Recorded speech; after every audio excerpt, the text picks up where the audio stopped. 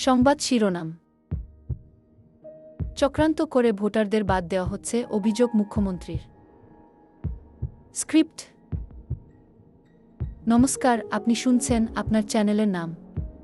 আজকের প্রধান খবর।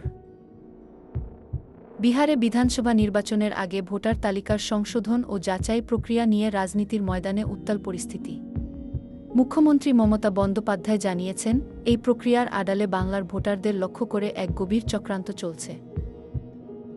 বসিরহাটে এক প্রশাসনিক সভায় মুখ্যমন্ত্রী বলেন, বিহারে নাম করে এই নতুন নির্দেশিকা কার্যকর করে বাংলা থেকে পরিযায়ী শ্রমিক ও সাধারণ মানুষদের ভোটার তালিকা থেকে বাদ দেওয়ার পরিকল্পনা করা হচ্ছে।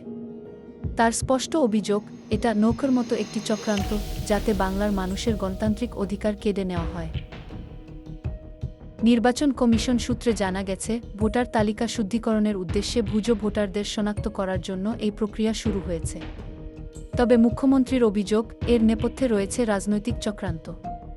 কমিশনের কাছে এর প্রতিবাদ জানিয়ে রাজ্য সরকার চিঠি পাঠাবে বলেও ইঙ্গিত দিয়েছেন তিনি।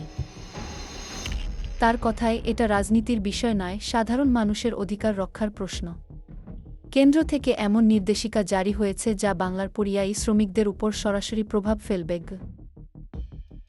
তিনি আরও জানান, এই বিষয়ে মুখ্য নির্বাচন কমিশনার, প্রধানমন্ত্রীর কাছে চিঠি দেওয়া হতে পারে এবং 1979 সালের 7 জুলাইয়ের সেলফ অ্যাটেস্টেড ডিক্লারেশন ব্যবস্থার দিকেও ইঙ্গিত করেন তিনি। উপসংহার। বিহারের নির্বাচনের আগে এমন ভোটার যাচাই প্রক্রিয়া এবং বাংলায় এর প্রভাব নিয়ে রাজ্য রাজনীতিতে নতুন করে বিতর্কের ঝড় উঠেছে। এই প্রসঙ্গে নির্বাচন কমিশনের অবস্থান এখনও স্পষ্ট নয়। এই ছিল আজকের আপডেট।